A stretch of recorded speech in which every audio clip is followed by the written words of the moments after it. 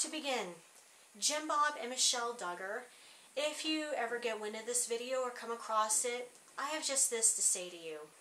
Fuck you and the high horse you rode in on. Now that I've got that out of my system, I want to discuss an item or more I found on my Facebook feed within the last few days, which has to do with the Duggars.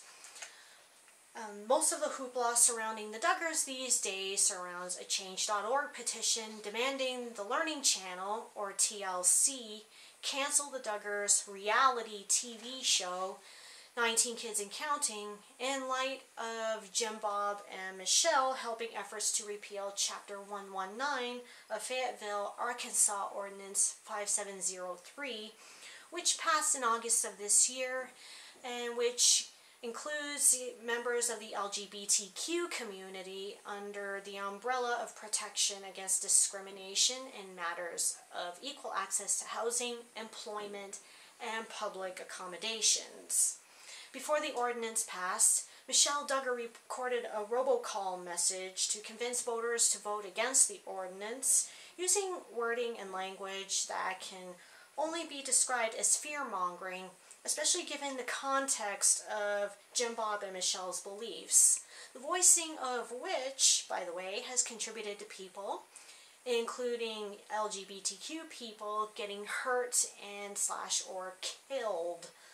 Matthew Shepard, anyone? But I see some delicious irony in what Michelle said in the robocall message, in which she makes several references to the safety of women and children / girls, conflates transgender women and men, and claims they have past child predator convictions, though she has no proof that transgender folk have any convictions of any kind, past or otherwise. Also, LGBTQ folk are more likely to be victims than perpetrators of violence.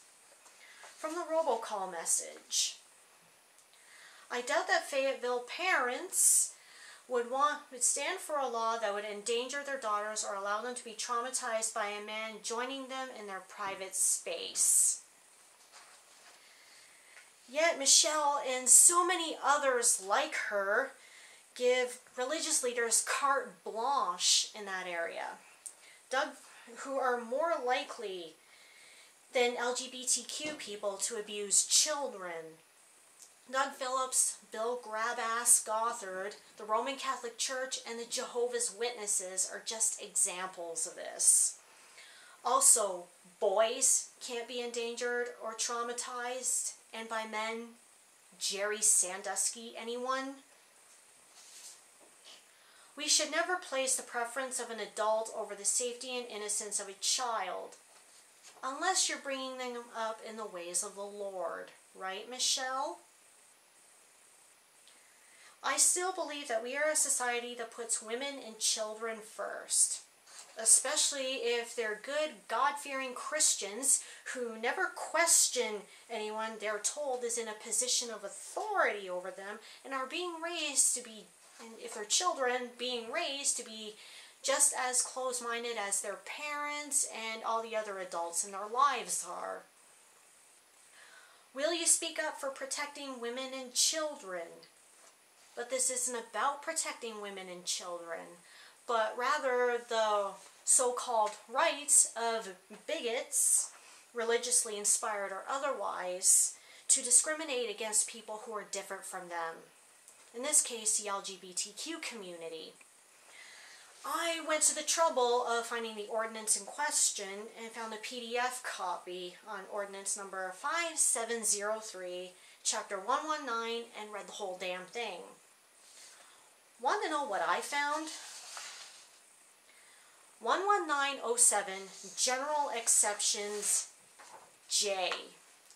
Designating a facility as a gender-segregated space shall not be a violation of this chapter. Nothing in this chapter shall be construed as allowing any person to enter any gender-segregated space for any unlawful purpose. Well, I guess that just blows Michelle's whole robocall message right out of the water. QED, Michelle. As for the Change.org petition, Nobody is saying that Jim Bob and Michelle Duggar can't spew their venom on their website or their Facebook page or their Twitter feed, for instance, but they shouldn't be rewarded financially or otherwise for doing so. And they shouldn't be rewarded for using their platform for denying rights to other people. And I hope the campaign to repeal Ordinance number 5703, Chapter 119 fails, and spectacularly, even with Jim Bob and Michelle Duggar's help.